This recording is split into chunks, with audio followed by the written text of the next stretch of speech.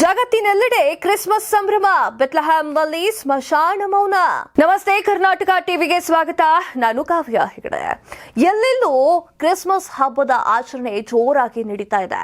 ಆದರೆ ಶಾಂತಿ ದೂತನಾಗಿರುವಂತಹ ಏಸು ಅವರ ಪುಣ್ಯ ಭೂಮಿಯಾಗಿರುವಂತಹ ಬೆತ್ಲೆಹೇಮ್ನಲ್ಲಿ ಯುದ್ಧದ ಭೀಕರತೆ ಉಂಟಾಗಿದೆ. ಅಲ್ಲಿ ಕ್ರಿಸ್ಮಸ್ ಅನ್ನ ಆಚರಣೆ ಕೂಡ ಮಾಡಲಾಗ್ತಾ ಇಲ್ಲ, ಬರೀ ಮೌನವಾಗಿದೆ. ಹಾಗಾದ್ರೆ ಅಲ್ಲಿ ಏನ್ ನಡೀತಾ ಇದೆ, ಬೆತ್ಲೆಹೇಮ್ನಲ್ಲಿ ಈಗ ಏನಾಗಿದೆ ಅನ್ನೋದ್ರ ಬಗ್ಗೆ ಎಲ್ಲಿದೆ ಮಾಹಿತಿ. ಹೌದು, ಜಗತ್ತಿನೆಲ್ಲೆಡೆ ಕ್ರಿಸ್ಮಸ್ ಸಂಭ್ರಮ ಮನೆ ಮಾಡಿದೆ. ಇಡೀ ಜಗತ್ತಿಗೆ ಶಾಂತಿಯ ಸಂದೇಶವನ್ನ ನೀಡಿದ ಏಸುವಿನ ಜನ್ಮ ಸ್ಥಳದಲ್ಲಿ ಮಾತ್ರ ಕ್ರಿಸ್ಮಸ್ ಹಬ್ಬದ ಯಾವುದೇ ಸಂಭ್ರಮ ಇಲ್ಲವಾಗಿದೆ. ಯುದ್ಧದಿಂದ ಅಲ್ಲಿ ಸ್ಮಶಾನ ಮೌನ ಆವರಿಸಿದೆ. ಜಗತ್ತಿನೆಲ್ಲೆಡೆ ಕ್ರಿಸ್ಮಸ್ ಸಂಭ್ರಮ ಜೋರಾಗಿದ್ದು, ಕ್ರಿಶ್ಚಿಯನ್ ಸಮುದಾಯದ ಚರ್ಚ್ಗಳಲ್ಲಿ ಜನರು ಹೋಗಿ ಪ್ರಾರ್ಥನೆಯನ್ನ ಸಲ್ಲಿಸಿ ಬರ್ತಾ ಇದ್ದಾರೆ. ಮನೆಯಲ್ಲಿ ಹಬ್ಬದ ಊಟವನ್ನ ಮಾಡಿ ಸಂಭ್ರಮ ಪಡ್ತಾ ಇದ್ದಾರೆ. ಆದರೆ ಇಡೀ ಜಗತ್ತಿಗೆ ಶಾಂತಿಯ ಸಂದೇಶವನ್ನ ನೀಡಿದ ಏಸುವಿನ ಜನ್ಮಭೂಮಿಯಲ್ಲಿ ಮಾತ್ರ ಕ್ರಿಸ್ಮಸ್ ಹಬ್ಬದ ಯಾವುದೇ ಸಂಭ್ರಮವಿಲ್ಲ. ಯುದ್ಧದಿಂದ ಎಲ್ಲರೂ ಕಂಗಾಲಾಗಿದ್ದಾರೆ. ಎಂಥ ವಿಚಿತ್ರ ನೋಡಿ.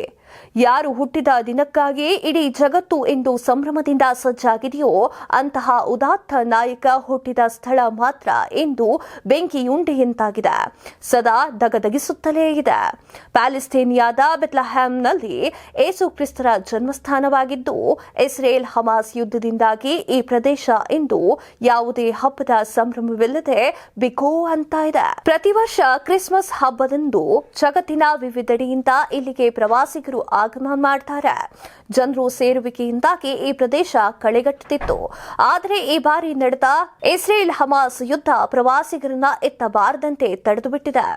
ಕ್ರಿಶ್ಚಿಯನ್ನರು ಏಸು ಕ್ರಿಸ್ತನ ಜನ್ಮಸ್ಥಾನ ಎಂದು ನಂಬಿರುವ ಈ ಪ್ಯಾಲೆಸ್ತೇನಿಯಾ ನಗರವು ಬೆತ್ಲೆಹೇಮ್ ವೆಸ್ಟ್ ಬ್ಯಾಂಕ್ನಲ್ಲಿದ್ದು ಇಸ್ರೇಲಿಗರ ಹಿಡಿತದಲ್ಲಿದೆ. ಪ್ರಸ್ತುತ ಯುದ್ಧದಿಂದಾಗಿ ಇಲ್ಲಿ ಹೋಟೆಲ್ಗಳು, ರೆಸ್ಟೋರೆಂಟ್ಗಳು, ಅಂಗಡಿಗಳು ಜನರಿಲ್ಲದೆ ಬಿಕೋ ಅಂತ ಇದೆ. ಅಕ್ಟೋಬರ್ 7ರಂದು ದಕ್ಷಿಣ ಇಸ್ರೇಲ್ ಮೇಲೆ ಹಮಾಸ್ ಉಗ್ರರ ದಾಳಿ ಮಾಡಿದ ನಂತರ ಈ ಯುದ್ಧ ಪ್ರಾರಂಭವಾಗಿತ್ತು. ಈ ಯುದ್ಧದ ನಂತರ ಇಲ್ಲಿಗೆ ಯಾರೊಬ್ಬರು ಬಂದಿರಲಿಲ್ಲ ಎಂದು ಅಂಗಡಿ ಮಾಲೀಕರೊಬ್ಬರು ಇಲ್ಲಿ ತಿಳಿಸಿದ್ದಾರೆ. ಇಲ್ಲಿ ಯಾರು ಅತಿಥಿಗಳು ಯಾವುದೇ ಕಾರಣಕ್ಕೂ ಬರ್ತಾ ಇಲ್ಲ.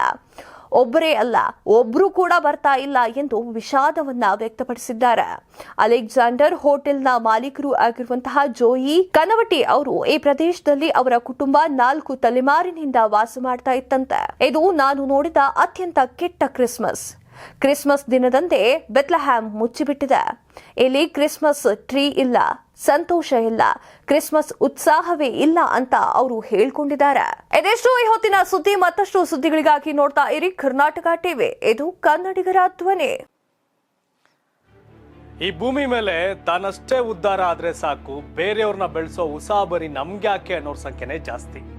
ಆದ್ರೆ ಕೆಲವರು ಮಾತ್ರ ತಾನು ಬೆಳೆಯೋದ್ರ ಜೊತೆಗೆ ತನ್ನವರನ್ನು ಕೂಡ ಬೆಳೆಸ್ತಾರೆ. ತಮಗಿಂತ ಎತ್ತರಕ್ಕೆ ಬೆಳೆಯೋಕೆ ಬೆಳಕಾಗ್ತಾರೆ.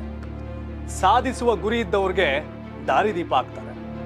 ಇದೀಗ ನಾನು ಇತರರ ಭವಿಷ್ಯಕ್ಕೆ ಬೆಳಕಾಗುವವರ ಸಂದರ್ಶನ ಮಾಡಲು ಹೊರಟಿದ್ದಾನೆ. ಮಿಸ್ ಮಾಡದೆ ನೋಡಿ ಕರ್ನಾಟಕ ಟಿವಿ ದಾರಿದೀಪ.